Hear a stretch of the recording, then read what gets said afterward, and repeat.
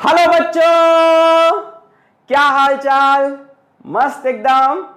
तो moving charges and magnetism का एक नया लेक्चर और आज हम पढ़ने जा रहे साइक्लोट्रॉन। साइक्लोट्रॉन एक डिवाइस होती है जो हमारे बोर्ड में भी पूछी जाती है और कंपटीशन में भी पूछी जाती है। बहुत ही आसान सा टॉपिक है। कहानी आपको सुननी है, लिखनी है, समझनी है और उसी कहानी के अंदर से सवाल आना है, ये गारंटी है। तो आज सर स्टोरी सुनाएंगे। ये कहानी, हाँ कहानी ही है, थोड़े से कंसेप्ट होंगे इलेक्ट्रिक फील्ड मैग्नेटिक फील्ड के, मुंह बन गया सबका। ठीक है। हाँ, अगर ये बोर्ड में आया ना टॉपिक तो 3-4 नंबर का आएगा और गिफ्टेड आएगा। तोहफा कबूल करो टाइप एकदम कि लो भाई लिख दो इसके ऊपर कहानी। ठीक है, शुरू करें। चलिए शुरू करते हैं। मेरा नाम है अलक पांडे, हमारा आपका खूबसूरत सा चैनल फिजिक्स वाला। कॉपी और पेन निकाल लें और कहानी का मजा लें। ठीक है। और कुछ बच्चे जो नोट्स नहीं लिखना चाहते वो हमारी वेबसाइट, बस सर वेबसाइट का प्रमोशन बस करो, वो हमारी वेबसाइट www.physicswala.alakpande.com पे जाके इस लेक्चर के पीडीएफ नोट्स को डाउनलोड कर सकते हैं। हमारी वेबसाइट पे इस चैप्टर के असाइनमेंट भी पढ़े हैं, जिन असाइनमेंट में आपको board level question, JEE mains level question, JEE advance के क्वेश्चन, साथ में उनके आंसर्स और सॉल्यूशंस भी मिलेंगे। इस तरह की बहुत सी चीजें हमारी वेबसाइट www.physicswala.alakpande.com पे है। हमारी सिर्फ एक ही वेबसाइट है, इसके सिवा कोई भी वेबसाइट के लिए हम गारंटी नहीं लेते और हमारा अभी गूगल प्ले पे कोई ऐप नहीं है। चलिए टॉपिक पे आते हैं। साइक्लोट्रॉन। साइक्लोट्रॉन कितना खूबसूरत नाम है। साइक्लोट्रॉन का काम क्या है? साइक्लोट्रॉन एक मशीन है, machine used to accelerate charged particles. ओए होए, सिर्फ चार्ज पार्टिकल पे काम करती है ये। Charge particle to very high speed. क्या काम है इसका? चार्ज पार्टिकल को बहुत ही तेज स्पीड पे पहुंचाना। अच्छा, किसी पार्टिकल की स्पीड ज्यादा होगी तो उसकी एनर्जी भी ज्यादा होगी, तो ऐसे ही बोल सकते हैं टू वेरी हाई एनर्जी। बहुत ही एनर्जेटिक पार्टिकल प्रोड्यूस करते हैं ये। भाई kinetic energy is equals to half mv²। तो v बढ़ाओगे तो काइनेटिक एनर्जी बढ़ेगी ना। बहुत ही एक्सेलरेट करके, बहुत ही स्पीड में, बहुत ही एनर्जी वाला पार्टिकल ये प्रोड्यूस करते हैं साइक्लोट्रॉन। क्या करें सर ऐसे पार्टिकल का? उसेन बोल्ट से रेस करा दें? काम क्या है, यूजेस क्या है? Why we need such high speed, high energetic charge particle. बच्चों, जितने भी न्यूक्लियर रिएक्शन होते हैं वो न्यूक्लियस में होते हैं, पहली बात, जो कि ऑब्वियस है। और न्यूक्लियस तक पहुंचना बच्चों का खेल नहीं है भाई। एटम के अंदर न्यूक्लियस बैठा है, इतनी ढेर सारी अट्रैक्टिव फोर्स, रिपल्सिव फोर्स, सबको तोड़ते हुए अंदर घुसना है। इसके लिए हमें चाहिए होता है एक चार्ज्ड पार्टिकल, जैसे जूम से जाके घुस जाए। So these high speed charge particles are used to study nuclear reactions,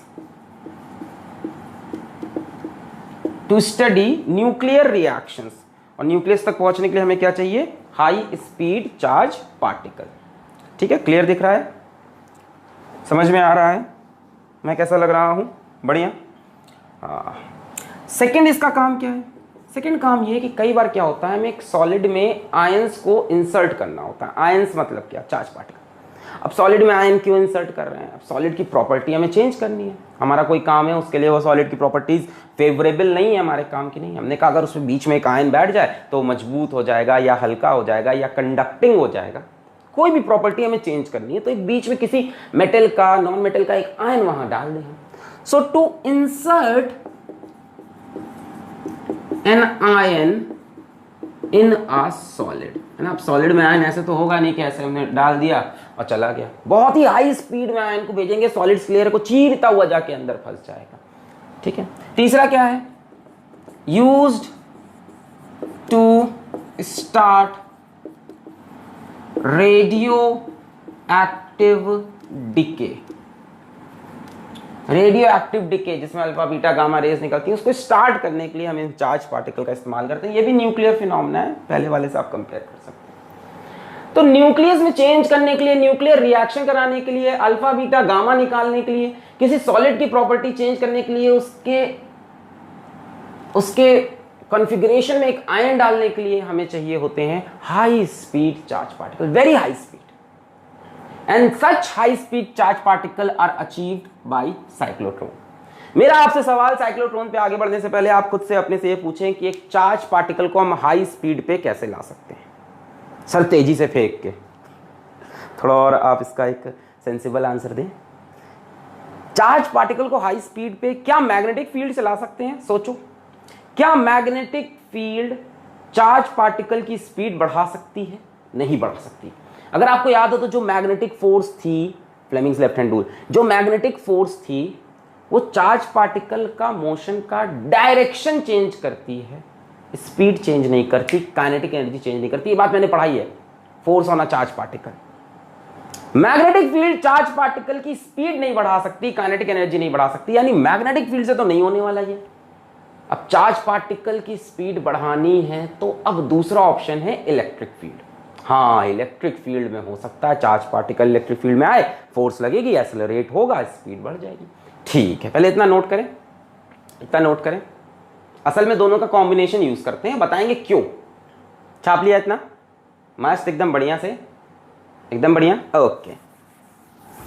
जिनके सर हो इश्क की छांव, पाँव के नीचे जन्नत होगी, कुछ नहीं होगा, हाथ में खराब सा रिजल्ट होगा, छी छी। हाँ, तो मैं क्या बता रहा था कि हम to achieve high speed charge particle, हमने कहा मैग्नेटिक फील्ड से तो नहीं होने वाला क्योंकि वो स्पीड तो नहीं बढ़ाएगा, तो हमने कहा इलेक्ट्रिक फील्ड का इस्तेमाल करते हैं। तो हमने इलेक्ट्रिक फील्ड का इस्तेमाल किया। इलेक्ट्रिक फील्ड के लिए क्या किया हमने, मान लो यहाँ पे एक पॉजिटिव प्लेट लगा दी, यहाँ पे एक नेगेटिव प्लेट लगा दी, प्लस माइनस, ये बन गई मस्त इलेक्ट्रिक फील्ड। और इस इलेक्ट्रिक फील्ड के बीच में हमने एक मासूम से चार्ज को छोड़ दिया। हा, इस पर फोर्स लगी, इस तरफ कितनी फोर्स लगती है सबको याद है, QE, यही होती है ना फोर्स, पॉजिटिव चार्ज पे in the direction of field, QE लगी। अब ये फोर्स लगने से इस चार्ज पार्टिकल का एक्सेलरेशन हो जाएगा, acceleration, force upon mass, force लग रही है QE अपॉन m। यहाँ तक किसी कोई दिक्कत तो नहीं? हमें क्या करना है, चार्ज पार्टिकल की स्पीड बढ़ानी है, तो हमने उस पर इलेक्ट्रिक फील्ड लगाई, और इलेक्ट्रिक फील्ड पे वजह से उस पर फोर्स लगी, इस एक्सेलरेशन हुआ। एक्सेलरेशन लगने से इसकी वेलोसिटी बढ़ी, v² is equals to u² plus 2as। बोलो समझ में आता है ये सब? पढ़ा है ना कभी? हाँ ठीक है। v इसकी final speed, u initial speed, a acceleration, s distance. अच्छा, अगर आपको v की वैल्यू बड़ी चाहिए तो s की वैल्यू भी बड़ी हो। भाई जितनी ज्यादा देर ये फील्ड में रहेगा उतना ज्यादा इसको स्पीड बढ़ेगा। एक्सेलरेशन क्या करता है, स्पीड को बढ़ाता है, पर जितनी ज्यादा देर तक एक्सेलरेशन होता रहे स्पीड उतनी ज्यादा बढ़ेगी। ऐसा थोड़ी ना कि फोर्स लगा के छोड़ दिया, फोर्स लगती रहनी चाहिए, स्पीड बढ़ती रहनी चाहिए। तो हमें s को लार्ज रखना होगा, s को हमें लार्ज रखना होगा। अब s को लार्ज रखना एक प्रॉब्लम है। अरे ऐसे नहीं समझ में, ऐसे समझ लो, v is equals to u plus at। v बढ़ाने के लिए टाइम ज्यादा होना चाहिए, ज्यादा समय तक ये फील्ड के अंदर रहे। तो ज्यादा समय तक फील्ड के अंदर कैसे रहेगा, डिस्टेंस बढ़ाओगे तभी तो रहेगा ना फील्ड के अंदर। तो एस को लार्ज करने के लिए दो प्रॉब्लम है। पहली प्रॉब्लम तो ये है कि यार इस मशीन का जो एरिया है वो बढ़ जाएगा, बहुत बड़ी मशीन लेनी पड़ेगी ना, प्लेट्स को दूर दूर रखोगे। एक तो मशीन का साइज बढ़ गया जिसे बोल सकते हो, ये पहली प्रॉब्लम। डिस्टेंस को लार्ज करने में क्या हुआ, साइज ऑफ मशीन इंक्रीजेस। ठीक है, अच्छा, बहुत बड़ी बनानी पड़ेगी। दूसरा प्रॉब्लम सुनो, जैसे ही आप प्लेट्स का डिस्टेंस बढ़ाओगे इलेक्ट्रिक फील्ड गिर जाएगी। गिर जाएगी मतलब कम हो जाएगी। जैसे मान लो यहाँ आपने पोटेंशियल डिफरेंस कुछ लगा के रखा है, लेट इट बी v, ठीक है, आपने इधर v और इधर 0 मान लो लगा रखा है। तो यहाँ इलेक्ट्रिक फील्ड की वैल्यू कितनी होती है, इलेक्ट्रिक फील्ड होता है पोटेंशियल डिफरेंस अपॉन डिस्टेंस, पढ़ा है ना ये। इलेक्ट्रिक फील्ड क्या होता है, v/d। अरे v is equals to ed पढ़ा था। तो अगर आप ये d बढ़ाओगे और पोटेंशियल वही लगाओ, मान लो यहाँ पे आपने 1000 वोल्ट लगाया था तो अभी भी 1000 वोल्ट ही लगाया, पर आपने d बढ़ा दिया। d बढ़ाने से इलेक्ट्रिक फील्ड डिक्रीज कर गई। अरे ये एक्सप्रेशन पढ़ा था इलेक्ट्रोस्टैटिक्स में, E is equals to v/d, E is equals to minus dv/dr, याद आया, v is equals to E.d। वही। अब इलेक्ट्रिक फील्ड ही गिर जाएगी तो एक्सेलरेशन गिर जाएगा, QE/m। एक्सेलरेशन गिर जाएगा तो वेलोसिटी फिर गिर जाएगी। तो दो प्रॉब्लम है कि डिस्टेंस लार्ज करने में पहले तो जगह बहुत ऑक्यूपाई कर रहा है, कितना दूर ले जाएंगे प्लेट्स को, और दूसरी प्रॉब्लम ये है कि डिस्टेंस बढ़ाने पे इलेक्ट्रिक फील्ड फॉल कर जाएगी। अरे बड़ा आसान है सोचने में, प्लेट्स दूर दूर कर दोगे तो बीच में इलेक्ट्रिक फील्ड स्ट्रांग नहीं रहेगी, जितना प्लेट्स को पास लाओगे इलेक्ट्रिक फील्ड उतनी स्ट्रांग, पॉजिटिव नेगेटिव के बीच में, और जितना दूर ले जाओगे फील्ड हल्की हो जाएगी। तो ये दोनों प्रॉब्लम आ रही। अब क्या करें? क्या मैग्नेटिक फील्ड से हम स्पीड बढ़ा सकते हैं चार्ज पार्टिकल की? अभी भी आंसर नहीं, कोई सपोर्ट नहीं। क्या करें, क्या करें? कुछ ऐसा करें कि चार्ज पार्टिकल इलेक्ट्रिक फील्ड में ज्यादा डिस्टेंस कवर करे या ज्यादा समय के लिए रहे। यही तो करना है ना। इसी इलेक्ट्रिक फील्ड में जितनी ज्यादा देर रहेगा उतनी देर एक्सेलरेट करेगा, जितनी देर एक्सेलरेट करेगा उतनी देर वेलोसिटी बढ़ेगी। तो इसी में काम करना है, बढ़ाने तो कोई फायदा नहीं है, डिस्टेंस बढ़ाने से कोई फायदा नहीं। अब इसी में कुछ ऐसा किया जाए, सोचो कुछ ऐसा किया जाए कि चार्ज पार्टिकल एक बार यहां जाए, घूम के यहां आए, फिर यहां जाए, फिर यहां आए, फिर यहां जाए, फील्ड में बहुत देर तक रहे और रुके भी ना कहीं। ऐसा नहीं इधर जाके रुका फिर स्पीड गेन किया, ये भी ना हो, स्पीड लगातार बढ़ती रहे, खूब लंबे समय तक ये इस फील्ड के अंदर फंसा रहे, खूब लंबे समय तक। तो अब हमने क्या किया, मैग्नेटिक फील्ड को भी ले आए। हमने कहा तुम हमारी मदद करो इसको घुमाने में। चार्ज पार्टिकल मैग्नेटिक फील्ड में जाता था तो सर्कुलर मोशन करता था, जब परपेंडिकुलर होती है उसकी स्पीड मैग्नेटिक फील्ड के, पढ़ा है। चार्ज पार्टिकल मैग्नेटिक फील्ड के अंदर क्या करता है, सर्कुलर मोशन। देखा होगा यार, बहुत ही कॉमन सा डायग्राम है, जिसने नहीं देखा है क्या बताऊं, तुमने पाप किया, गंगा में नहाओ, ये देखा होगा ये। हाँ, तो कुछ ऐसा किया जाए चार्ज पार्टिकल गोल गोल घूमे और बार बार इलेक्ट्रिक फील्ड से एक्सेलरेट हो। मैग्नेटिक फील्ड इसकी स्पीड तो नहीं बढ़ा सकती, हाँ, पर इसको ज्यादा समय तक इलेक्ट्रिक फील्ड में फंसा के रख सकती है। So what we use is a combination of electric field and magnetic field, mutually perpendicular to each other. Crossed field कहते हैं। क्या कहते हैं? Crossed field। हम क्या इस्तेमाल करेंगे, ध्यान से देखें, हम यूज करेंगे crossed field when electric field and magnetic field will be mutually perpendicular। और कुछ ऐसा अरेंजमेंट बनाएंगे कि चार्ज की स्पीड भी बढ़े और चार्ज गोल गोल घूमता भी रहे, ताकि फंसा रहे उसी में, टाइम ज्यादा बिताए। समझ में आया? दिमाग की एकदम बत्ती जल गई, समझ में आ गया। मैग्नेटिक फील्ड से काम नहीं हो सकता था, इलेक्ट्रिक फील्ड से हो सकता था, पर इलेक्ट्रिक फील्ड में दिक्कत ये है कि जितनी देर आगे चलेगा उतनी देर एक्सेलरेट करेगा, उतनी देर स्पीड बढ़ेगी। हमने कहा डिस्टेंस बढ़ाने से भी दिक्कत है, फील्ड ही गिर जा रही है तो फायदा नहीं है। तो हमने कहा ऐसा कुछ करते हैं कि इसी में घूमता रहे और स्पीड भी बढ़ती रहे, और वो करने के लिए मैग्नेटिक फील्ड है जो चार्ज पार्टिकल गोल गोल घुमाएगा। और हम क्रॉस्ड फील्ड का इस्तेमाल करने जा रहे हैं, यानी दोनों म्यूचुअली परपेंडिकुलर। नोट जो करना हो उसमें से कर लें। जिनके सर हो इश्क की छांव, पाँव के नीचे जन्नत होगी। जिनके सर हो इश्क की छांव, बोर्ड में नंबर 0 होंगे। हाँ भाई, तो अब हम क्या करने जा रहे हैं, अब इसका हम कंस्ट्रक्शन देखने जा रहे हैं। क्या मैं साइक्लोट्रॉन मिटा दूं? अच्छा, अब इसका हम कंस्ट्रक्शन देखेंगे, कैसे हम साइक्लोट्रॉन को बनाते हैं। तो ध्यान से देखें, एक बढ़िया अरेंजमेंट है ना, खूब ढेर सारे डेवलपमेंट हुए, सोचा गया, फाइनली ये बना। क्या बना?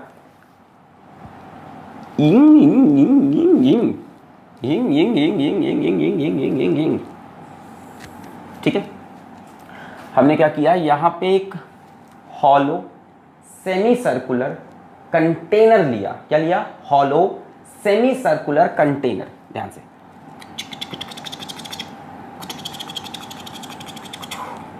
इस तरह से यहां पे भी 2 लिए, एक इधर भी, 2 हॉलो सेमी सर्कुलर कंटेनर लिए हमने क्या लिया? Hollow semi circular container, metal के बने हुए, hollow metallic semi circular container. Container है ये, ठीक है।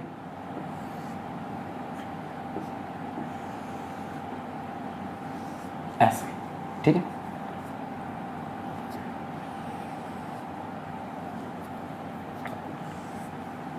ठीक है, हमने 2 hollow semi circular metallic container लिए। इनको देखो, ध्यान से देखो, तो ये डी जैसे लग रहे हैं, डी और डी, तो इनको हम डीज बोलते हैं, डीज, और नाम दे देते हैं। एक को बोलते हैं D1, एक को बोलते हैं D2। Let this be D1, let this be D2। कैसे बने हैं? मेटल के बने हैं, हॉलो है। समझ में आ रहा है? ऐसे समझ लो, ऐसे गोल है और हॉलो ऐसे कंटेनर जैसा, ऐसे समझ रहे हो ऐसे, है ना। पिज्जा है, हॉलो पिज्जा, पिज्जे का डिब्बा देखा, पिज्जा का डिब्बा जो आता है, पिज्जा का जो डिब्बा होता है उसी को सोच लो वो सर्कुलर शेप में है, तो हॉलो। अब समझ आ रहा है। और उसी पिज्जा को बीच से काट लिया, उसमें सॉस डाल नहीं ठीक है, उसी को बीच से काट दिया है, ठीक है। यहाँ बीच में हमने रखा कोई source S of charge particle. What is S? S is a source of charge particle, source of charge particle. Filament element रख दिया, उसको हीट कर दिया, जो वगैरह वगैरह, जैसे भी सोर्स ऑफ चार्ज पार्टिकल बनाया। फिर हमने क्या किया, इन डीज को कनेक्ट किया to a very high voltage of very high frequency. सब समझ में आएगा धीमे धीमे समय के साथ। हमने इन डीज को कनेक्ट किया एक एसी वोल्टेज से, वेरी हाई वोल्टेज 10,000 वोल्ट के आसपास, end of very high frequency. Frequency समझते हैं ना, एसी आपको पता है ना, प्लस माइनस में चेंज होता रहता है, एक बार इसको प्लस इसको माइनस, फिर उसके बाद इसको माइनस इसको प्लस, कच कच कच कच कच। एसी करंट कैसा होता है, ऐसे देखा ना, ऐसे जंग जंग जंग जंग। एसी करंट सुना, ऑल्टरनेटिंग करंट। डीसी होता है डायरेक्ट, एसी खच खच खच खच चेंज होता रहता है। तो एक बार प्लस करेगा इस तरफ, एक बार माइनस, फिर इस तरफ प्लस, इस तरफ minus, plus minus plus minus plus minus switch करता रहेगा। वेरी हाई फ्रीक्वेंसी, बहुत ही हाई होती है, 1 लाख के आसपास, मतलब 1 सेकेंड के अंदर ये 1 लाख बार प्लस माइनस करेगा, इतनी high frequency, very high frequency. इतने हाई फ्रीक्वेंसी वाले हम वोल्टेज को ऑसिलेटर भी बोलते हैं। क्या बोलते हैं? ऑसिलेटर, जो ऑसिलेट कराए। क्या कराए? Oscillate, oscillator. 1 लाख होती है, 10 लाख भी होती है, 10⁻7, 10⁻6। आप एनसीईआरटी का डेटा देख लो, न्यूमेरिकल का, 10 मेगा हर्ट्ज दे रहे हैं वो, 10 मेगा हर्ट्ज, है ना। तो 1 लाख से लेके 10 लाख हर्ट्ज के आसपास, बहुत ही हाई फ्रीक्वेंसी है। 1 सेकंड में 10 लाख बार प्लस माइनस स्विच हुआ है। इतनी बार स्विचिंग जो फ्रीक्वेंसी हो उसको हम बोलते हैं कि ऑसिलेट कर रहा है, तो हमने बोला दिस इज एन ऑसिलेटर। तो यहां से आपको मिली इलेक्ट्रिक फील्ड, प्लस माइनस से इलेक्ट्रिक फील्ड। मान लेते हैं थोड़ी देर के लिए कि ये प्लस है इनिशियली और ये माइनस है, दिखाई पड़ रहा है क्या? बाहर बनाते हैं, यहाँ मान लेते हैं ये प्लस है और ये माइनस है, और आपको पता है 1 सेकंड में 1 लाख बार ये माइनस होगा, ये प्लस माइनस प्लस, ठीक है ना। 1 लाख बार प्लस होगा, 1 लाख बार माइनस होगा, एग्जैक्टली बता रहे हैं। अच्छा, ये तो बन गया इलेक्ट्रिक फील्ड, यहाँ से यहाँ, ऐसे ऐसे ऐसे। अब आई मैग्नेटिक फील्ड।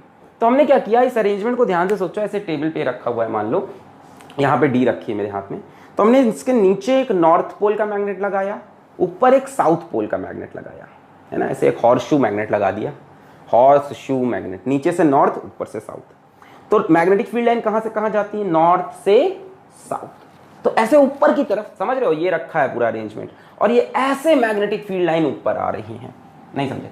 इसके नीचे की तरफ हमने नॉर्थ पोल लगाया, ऊपर की तरफ ये तो ऐसे बना दिया मैंने इसको, इससे पहले ट्रे में निकाल के देखो, यहां से नॉर्थ पोल, यहां से साउथ पोल, तो ऐसे मैग्नेटिक फील्ड लाइन ऊपर की तरफ आ रही है। तो जब इसमें देखोगे तो कैसे दिखेगी? बाहर की तरफ। अरे भैया ये नॉर्थ नीचे है, साउथ ऊपर, ऐसे मैग्नेटिक फील्ड लाइन दिख रही है। अब इसी को आप जब ऐसे सीधा करोगे तो मैग्नेटिक फील्ड लाइन आपकी तरफ आ रही होंगी। आपकी तरफ आती हुई मैग्नेटिक फील्ड लाइन कैसे बनती है? डॉट से। तो यहाँ पे dot dot dot dot dot dot dot, अब तो जेल जाना पड़ेगा, जेल की रोटी खाना पड़ेगा, जेल का पानी पीना पड़ेगा, dot dot dot dot dot, है ना। तो ये हो गई आउटवर्ड मैग्नेटिक फील्ड। देखो दोनों परपेंडिकुलर है, मैग्नेटिक फील्ड ऐसे है, इलेक्ट्रिक फील्ड ऐसे। ये इलेक्ट्रिक फील्ड हुई प्लस से माइनस कुछ, और ये magnetic field crossed field. So this dot dot dot indicates magnetic field। और कैसी है साथ में लिख दें? आउटवर्ड। इसका मैग्नीट्यूड मान लेते हैं B है, ठीक है। और जो इलेक्ट्रिक फील्ड है मान लेते हैं इसका मैग्नीट्यूड E है। Outward magnetic field let it be B। अब इस सोर्स S से कोई चार्ज पार्टिकल निकल रहा है जिसका मास m है और चार्ज q है, ठीक है। मास m चार्ज q, मास m चार्ज q, जो चार्ज पार्टिकल निकल रहा। इतना हुआ अरेंजमेंट। फिर यहाँ पे हमें एक पास आउट भी बनाना है जहाँ से बाहर आएगा चार्ज लास्ट में, यहाँ बना लेते हैं। चलो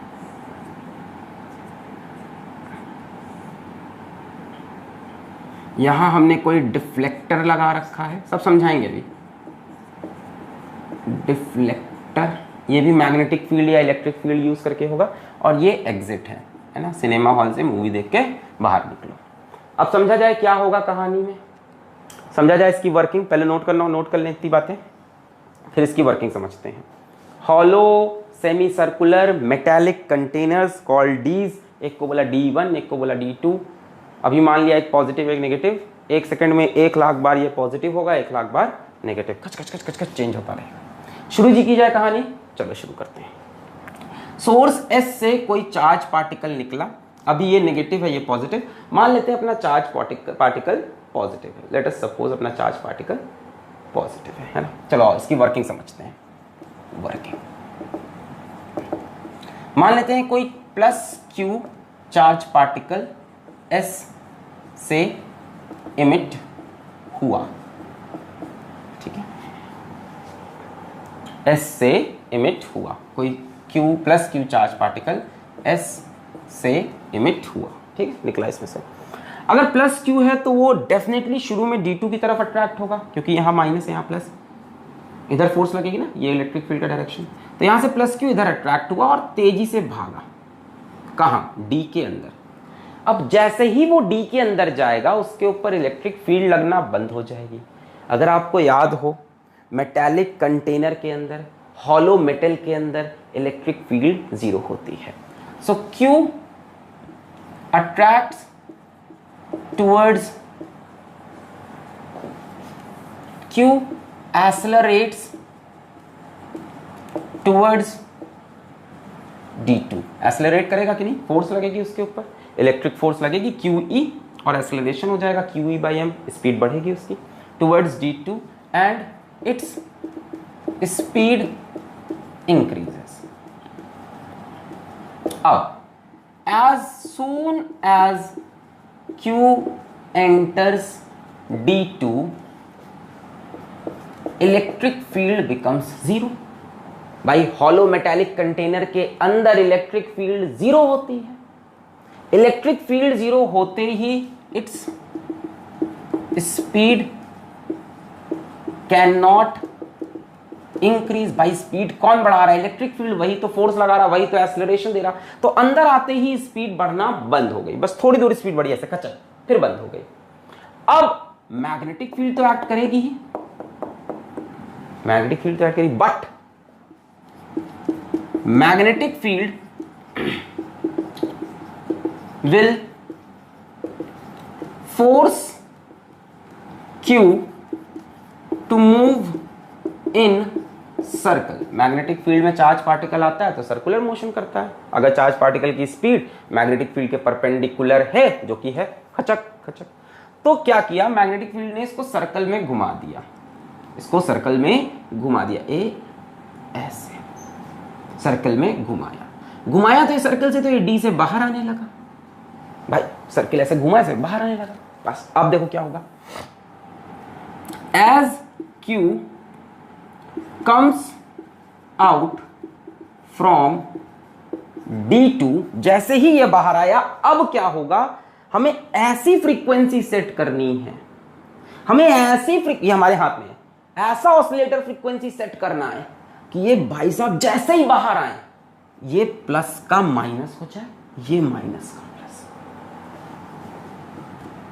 पोलैरिटी ऑफ दीज स्विचेस क्या हो गया इस बार, अब D1 हो जाएगा नेगेटिव और D2 हो जाएगा पॉजिटिव। कहोगे सर 1 सेकंड में 1 लाख बार हो रहा है, तो ये भी 1 सेकंड में 1 लाख बार घूम रहा है, टेंशन मतलब बहुत हाई स्पीड पे चलनी है कहानी। ये गया खुर्र। एक बात याद रखना, इस दौरान इसकी स्पीड नहीं बढ़ी, जितनी बढ़नी थी इस दौरान बढ़ी है, इस दौरान इसकी स्पीड कांस्टेंट है, सिर्फ ये गोल गोल घुमा है। But magnetic force to move Q in circle, speed remains same. Magnetic field velocity को इफेक्ट करता है, डायरेक्शन को चेंज करता है, स्पीड को नहीं, काइनेटिक एनर्जी को नहीं। अब चेंज हुआ तो क्या हुआ, जैसे चेंज होगा चार्ज पार्टिकल यहां आया, उसको अब ये कैसा दिखने लगा, नेगेटिव, और ये पॉजिटिव। अब भाई इसको ये नेगेटिव दिखा तो इधर भागेगा, कैसा चार्ज पार्टिकल है, पॉजिटिव, अब उसके ऊपर फोर्स इधर लगी। नाउ Q एक्सेलरेट, फिर एक्सेलरेट करेगा टुवर्ड्स D1, D1 की तरफ एक्सेलरेट किया, जुर्र, सॉरी छी हाँ ऐसे जुर्र एक्सेलरेट किया। अब जैसे ही इसके अंदर आया D1 के अंदर, फिर से इलेक्ट्रिक फील्ड लगना खत्म। As it enters D1 electric field 0 and magnetic field forces it to move in circle. तो अब आप बोलोगे कि सर्कल कंप्लीट हो जाएगा सर, ये गोल घूमेगा वापस जाके यहीं पहुंच जाएगा और इसी में गोल गोल घूमता रहेगा। सोचो, अरे सोचो भाई, फिजिक्स पढ़ने आए हो, एकदम ही राजा रानी की कहानी थोड़ी ना सुनना है। राजा को रानी से प्यार हो गया पहली नजर। अरे वापस आ जाओ, सोच भी लो क्या बोल रहे हैं कि यहाँ आया तो क्या पूरा सर्किल कंप्लीट होकर फिर ऐसे घूमेगा? सोचो आराम से। एक बात बताओ, मैग्नेटिक फील्ड में जब चार्ज पार्टिकल घूमता है तो उसका रेडियस कितना होता है? सर ये तो याद ही नहीं है। याद करो बच्चों, याद करो, वो रेडियस होता है mv/qb। ये होता था radius of charge particle in magnetic field. और v परपेंडिकुलर लेते थे, ऐसी स्पीड लेते हैं जो मैग्नेटिक फील्ड के परपेंडिकुलर है। याद आई? mv/qb ये होता है रेडियस। ध्यान से देखो, जब ये यहां गया तो इसकी स्पीड मान लो कुछ v है। जब ये यहां से इधर आया और अब सर्किल करने जा रहा तो क्या इसकी स्पीड v है कि v से ज्यादा? ये वाला जो सेमी सर्किल इसने किया मान लो v स्पीड से किया, तो यहां से यहां इसकी स्पीड बढ़ी कि नहीं बढ़ी? मित्रों स्पीड बढ़ेगी कि नहीं बढ़ेगी? बढ़ेगी, क्योंकि नेगेटिव हो गया है पॉजिटिव, फिर से एक्सेलरेट किया है, स्पीड बढ़ गई है। यानी ये वाला सर्किल ये और ज्यादा स्पीड से कर रहा है। Move in circle with greater v, speed बढ़ गई इसकी। अच्छा, स्पीड बढ़ेगी तो रेडियस बढ़ेगा। मास तो पार्टिकल का सेम है, चार्ज तो सेम है, मैग्नेटिक फील्ड जो यहां वो यहां यूनिफॉर्म है हर जगह। हाँ, पर यहां पे एक्सेलरेट किया, यहां पहुंचा मान लो 100 मीटर पर सेकंड से घूम रहा है, यहां बाहर आया, यहां तक स्पीड की 200 मीटर पर सेकंड, तो इस बार इसका रेडियस बड़ा हो जाएगा। तो यहां आके इसका रेडियस थोड़ा सा बड़ा हो गया, ऐसे। फिर क्या होगा, ये इसके बाहर आएगा, जैसे ही बाहर आएगा फिर से क्या होगा, पोलैरिटी फिर से खचाक से स्विच हो जाएगी। पोलैरिटी खटाक से स्विच हुई, कहानी वापस पहुंच गई। ये फिर से नेगेटिव, ये पॉजिटिव। ये नेगेटिव होते ही चार्ज पार्टिकल जुर्र, पर इसकी स्पीड अब और बढ़ गई है। इस वाले कंपैरिजन में स्पीड ज्यादा है। यहां स्पीड कांस्टेंट थी, देर 100 पे चला, फिर यहां आके 200 हुई, फिर 200 पे चला, फिर स्पीड बढ़ी, यहां 300 हो गई। अब स्पीड बढ़ गई तो रेडियस और बढ़ जाएगा, तो और बड़ा सर्किल किया। फिर इसी तरह से फिर पोलैरिटी स्विच होगी, ये नेगेटिव ये पॉजिटिव, फिर एक्सेलरेट हुआ, स्पीड अब की बार मान लो 400 हो गई, फिर सर्कल में घूमा। जो हमारा पर्पस था ना वो अचीव हो गया। हम फील्ड के अंदर इसको फंसा लिए हैं और लगातार इसकी स्पीड यहाँ पे बार बार बढ़ा रहे हैं। बोले समझ? अच्छा, हाई वोल्टेज क्यों लगाया है यार? हाई वोल्टेज लगाओगे तो फील्ड भी तो स्ट्रांग बनेगी। इलेक्ट्रिक फील्ड क्या होती है? V/D। तो डिस्टेंस तो तुमने छोटा सा रखा है, डिस्टेंस जितना छोटा रखोगे इलेक्ट्रिक फील्ड उतना बड़ो बनेगी, उतना बड़ो बहुत बड़ो बनेगी। और पोटेंशियल भी तुमने बहुत भयानक लगा रखा है, तो यहाँ पे एक बड़ी स्ट्रांग इलेक्ट्रिक फील्ड है। कम देर के लिए तो लग रही है, पर इतनी बढ़िया एक्सेलरेशन दे रही है कि इसकी स्पीड इसी में जक से बढ़ती है। फिर यहाँ पे जक, समझ लो।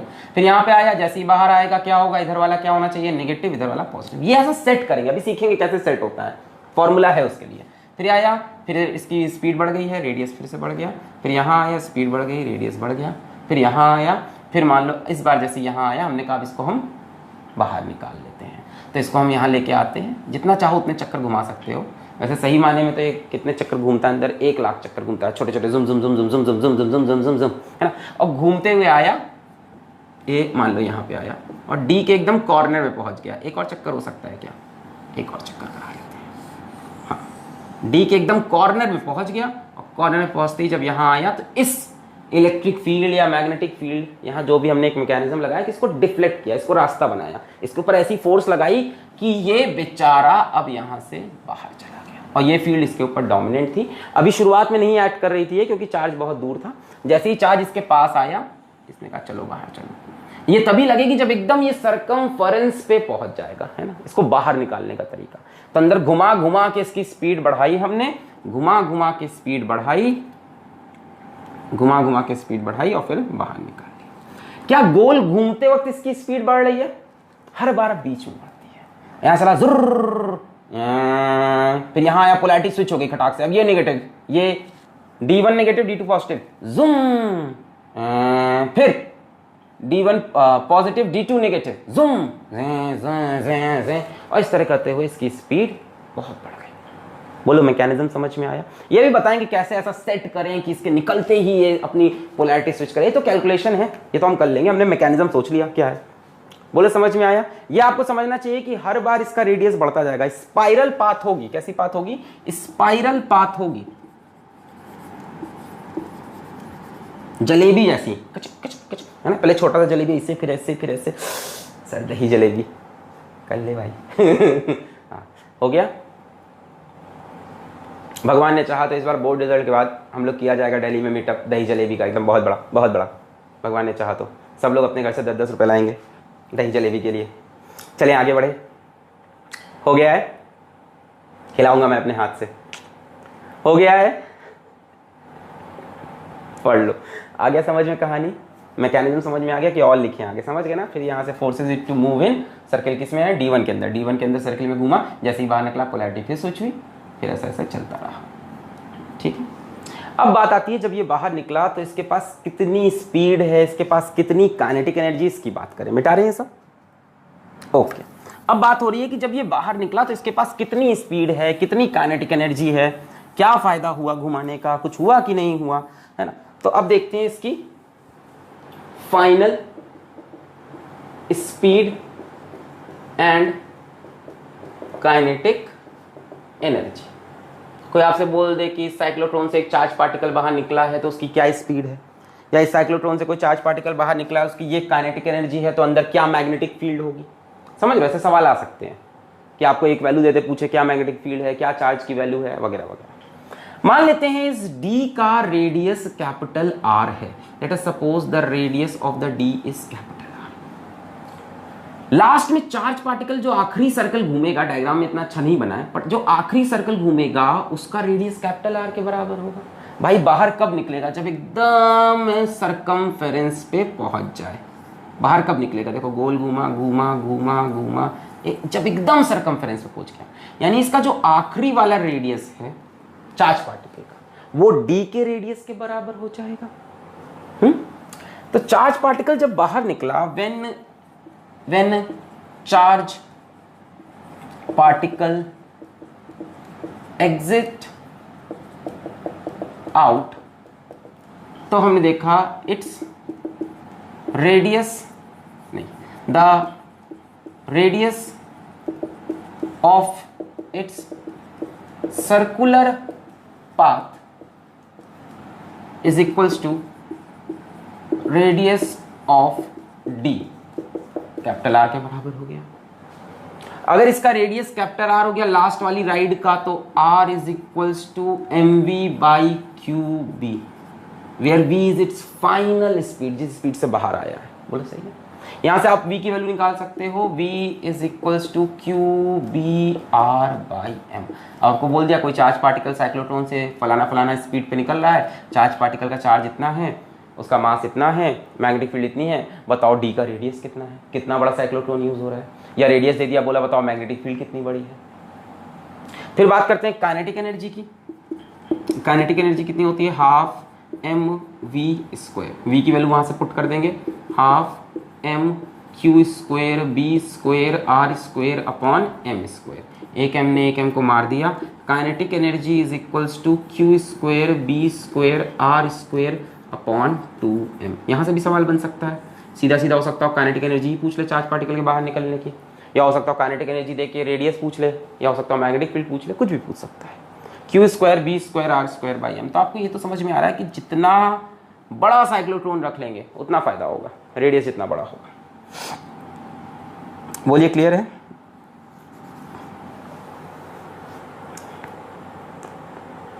नोट कर लें काइनेटिक एनर्जी। यहां से सवाल आ सकता है, यहां से न्यूमेरिकल सवाल यहां से बन सकते हैं। काइनेटिक एनर्जी का फॉर्मूला याद रखना, हाफ mv स्क्वायर। ये फॉर्मूला याद रखने की कोई जरूरत नहीं है, हमने भी आज तक याद नहीं किया। Kinetic energy is half mv square, that's it. और याद रखना कि लास्ट में उसकी स्पीड कैसे निकलेगी, लास्ट में उसका रेडियस कितना बड़ा है, पूरे D के बराबर है। फिर आपको पता है कि अगर मैग्नेटिक फील्ड में कोई पार्टिकल सर्कुलर मोशन कर रहा है तो R is equals to mv by QB। Last में किस रेडियस में घूमने लगा? कैपिटल R रेडियस में। यहां से आपको V की वैल्यू मिल गई, V की वैल्यू पुट करके काइनेटिक एनर्जी आ गया। नोट कर लें, नोट कर लिया। अब बात आती है उस मैकेनिज्म की कि कैसे इसकी फ्रीक्वेंसी कैसे सेट करें। 1 लाख से 10 लाख बहुत बड़ा है तो रेंज है, किस पे सेट करें एग्जैक्ट? क्या वो इसके सर्कुलर मोशन पे डिपेंड कर रहा है? बिल्कुल कर रहा है। जैसे ये हाफ सर्किल कंप्लीट करे इसको स्विच होना है, फिर हाफ सर्किल कंप्लीट करे इसको फिर स्विच होना है, तो ये हम एडजस्टमेंट करने जा रहे हैं। इसको मिटा रहे हैं, ओके। तो देखते हैं ये एडजस्टमेंट कैसे करते हैं। ध्यान से, ध्यान से देखें एडजस्टमेंट कैसे होगा, है ना। इसका एडजस्टमेंट कैसे करेंगे हम। और एक चीज देखते हैं, time period of plus Q for circular motion. इसके सर्कुलर मोशन का क्या टाइम पीरियड होगा? तो time period of a particle in magnetic field याद होना चाहिए आपको, 2πm/qb। ये सब याद होना चाहिए, बहुत छोटी छोटी चीजें। 2πm/qb डिराइव भी कर सकते हो आप, मैंने ये लेक्चर पूरा करके दिखाया था। 2πm/qb, इतने टाइम में एक सर्कल कंप्लीट होता है, कंप्लीट सर्कल। हम मान के चल रहे हैं कि इतना पास पास है कि उसको एक सर्कल मान रहे हैं। मैं जान रहा हूं आपकी बात, देखो जो आप सोचते हो वो हम लोग बहुत पहले सोच चुके हैं, ठीक है। और उस दुविधा से ऊपर आए जीवन में। कैसे? हमने कहा कि ये ऐसे गया ऐसे, सॉरी ऐसे गया ऐसे, ये सर्कल थोड़ा सा बड़ा है तो हम मानेंगे करीब करीब ये एक सर्कल के बराबर है। अपनी कैलकुलेशन में थोड़ा सा उससे डेफिनेटली बड़ा है, फिर भी हम मानेंगे एक सर्कल के बराबर है। तो एक सर्कल घूमने में, एक चक्कर घूमने में टाइम इतना लगा, 2πm/qb। क्या इसकी फ्रीक्वेंसी आप बता सकते हो? वेरी इजी, फ्रीक्वेंसी इज 1/टाइम, so its frequency will be qb/2πm। बोलो सही है। Frequency will be qb/2πm। Frequency क्या होता है? 1/टाइम period.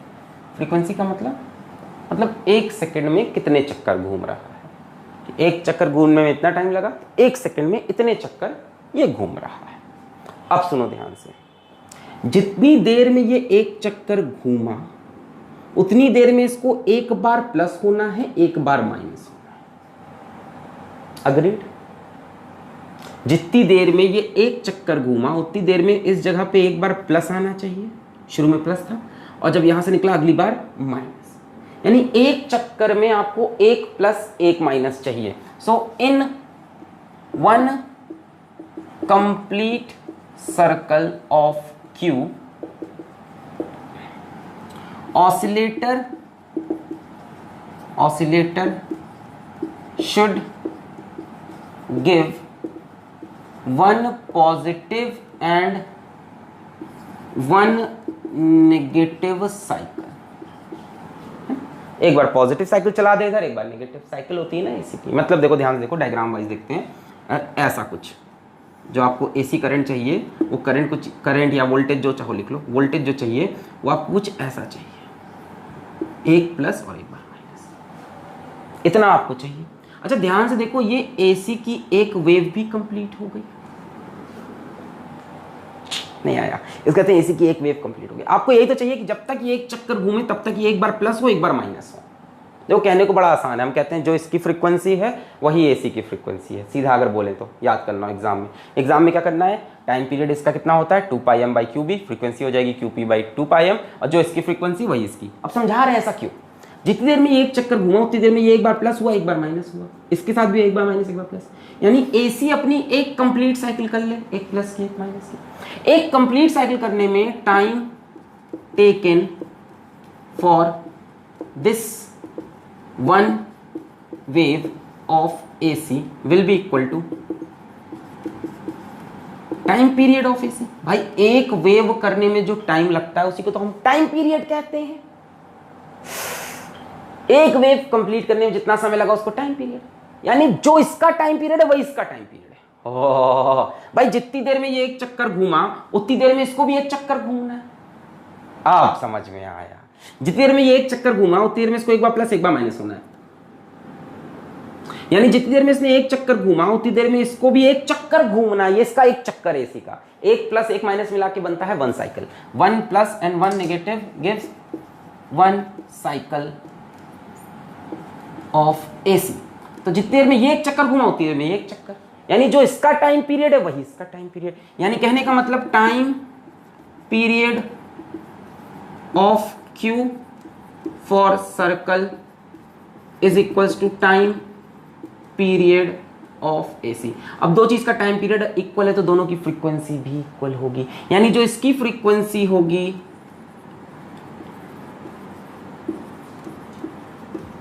frequency of Q for circle will be equal to frequency of AC। इसको हम बोलते हैं ऑसिलेटर फ्रीक्वेंसी, या इसको हम बोलते हैं cyclotron frequency. So what is cyclotron frequency, oscillator frequency? जो फ्रीक्वेंसी ऑफ सर्कल है, विच इज QB/2π है। Same answer. The frequency, the cyclotron frequency, the oscillator frequency of AC is equals to QB/2π. Answer is still the same, QB/2। बोलो feel आया? फिर से समझा देते हैं। जितनी देर में चार्ज पार्टिकल को एक चक्कर घूमना है उतनी देर में इसको एक बार प्लस एक बार माइनस होना है, यानी जितनी देर में ये एक चक्कर कंप्लीट कर रहा है उतनी देर में AC भी अपनी एक साइकिल कर रहा है। एक चक्कर घूमने में जो टाइम लगता है उसको बोलते हैं टाइम पीरियड, एक साइकिल कंप्लीट करने में जो टाइम लगता है उसको बोलते हैं टाइम पीरियड।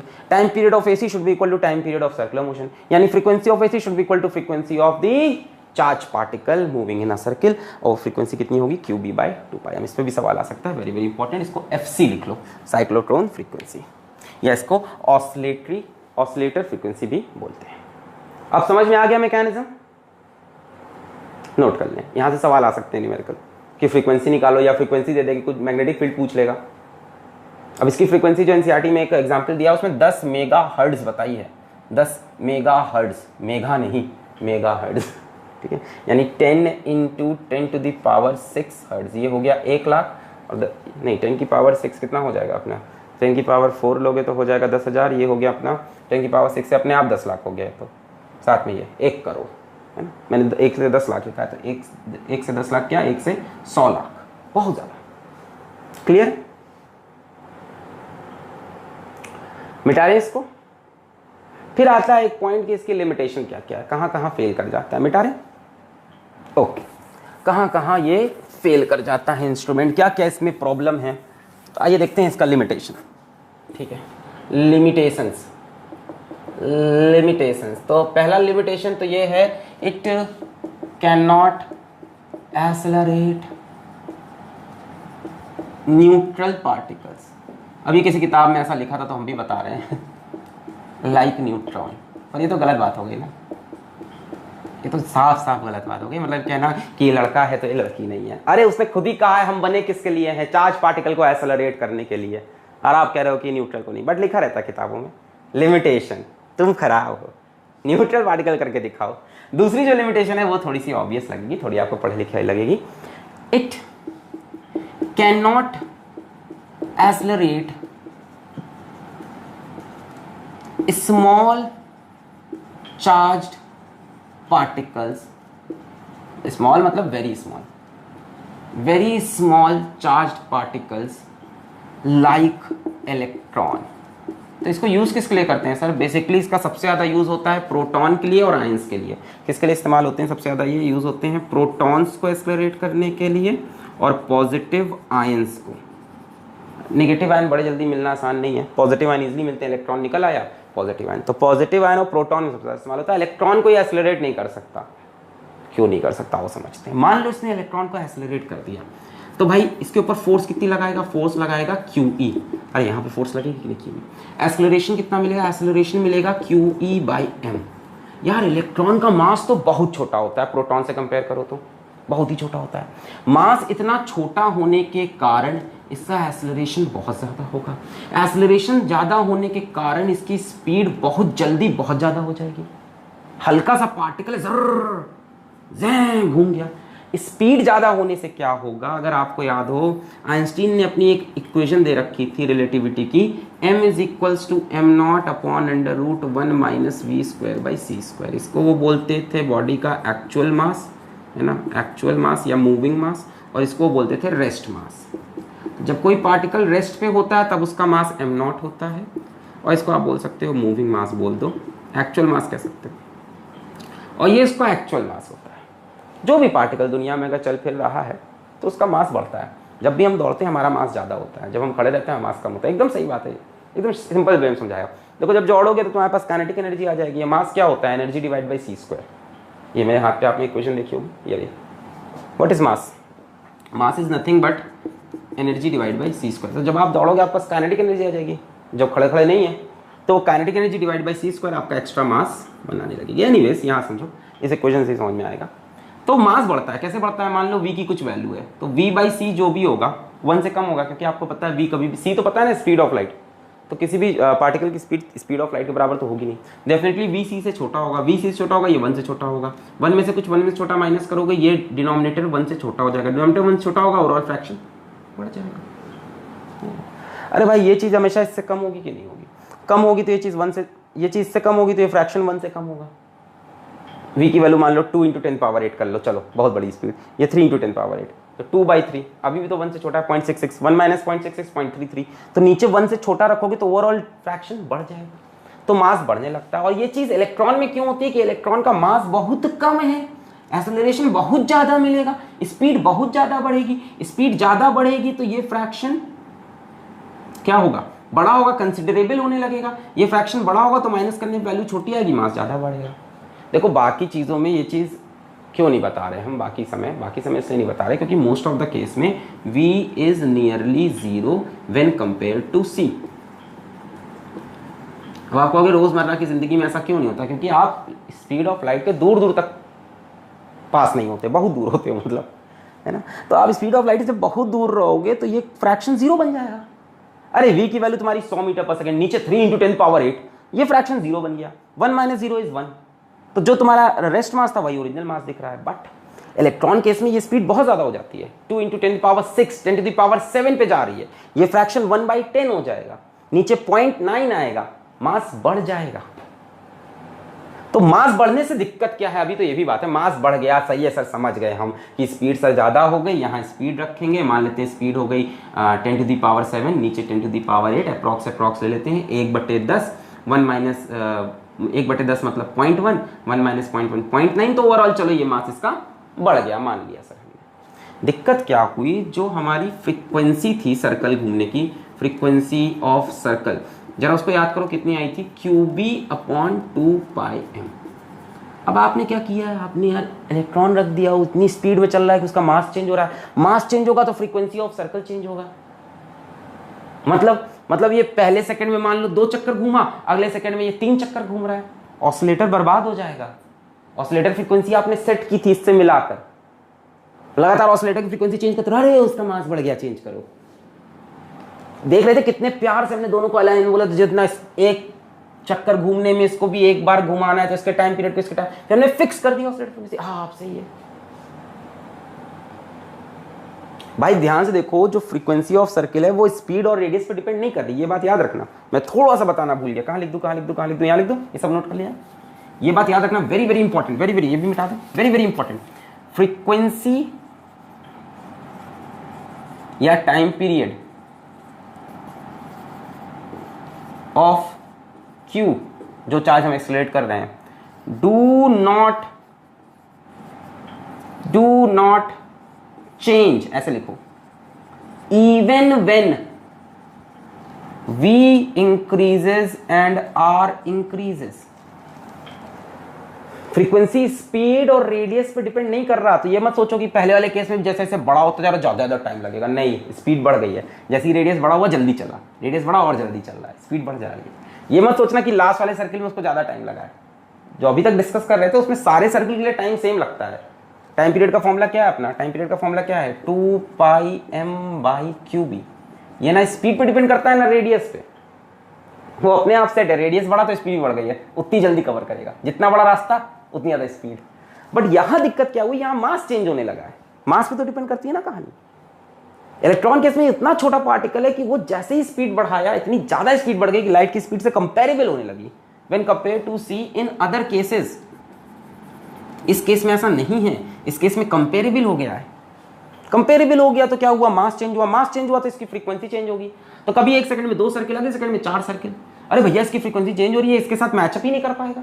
वो कहेगा अच्छा तो 1 सेकंड में कितनी बार घूमोगे, उसने कहा 2 बार, ठीक है हम तैयार हैं 1 सेकंड में 2 बार, तो इसको हम 2 बार प्लस 2 बार माइनस कर लेंगे 1 सेकंड में। ये बैठा है आराम से, इसने कहा 2 plus 2 minus 2 plus 2 minus 2 plus 2 minus, और वो 4 बार घूमने लगे।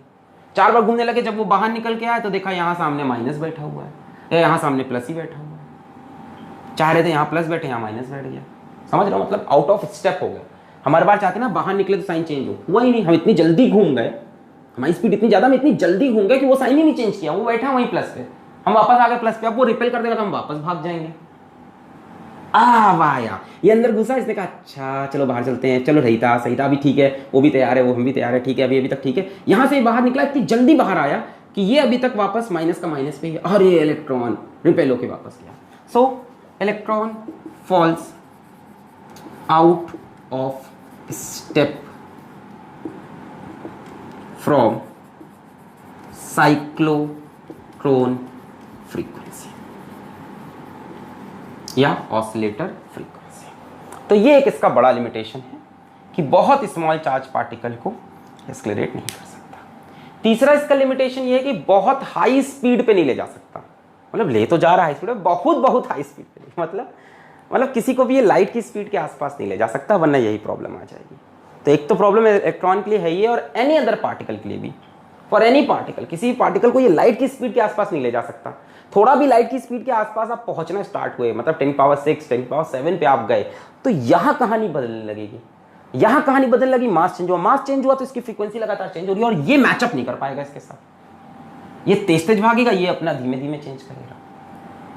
सो इलेक्ट्रॉन के लिए भी नहीं और किसी के लिए बहुत ज्यादा स्पीड नहीं है ना, it can not accelerate particles to speed of light. अब ये भी लिमिटेशन नहीं है, तो मतलब किसी से ज्यादा ही उम्मीद करने हो गया। It can not accelerate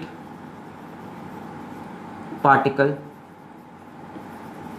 up to speed of light. Problem क्या होगी समझ में आ गई, जो यहाँ पे देखिए। तो साइक्लोट्रॉन के बारे में इतना ही, इस कहानी को यहीं पे करते हैं समाप्त। इसमें इससे बाहर से कुछ आने वाला है नहीं, पढ़ाई करते रहें। All the very best.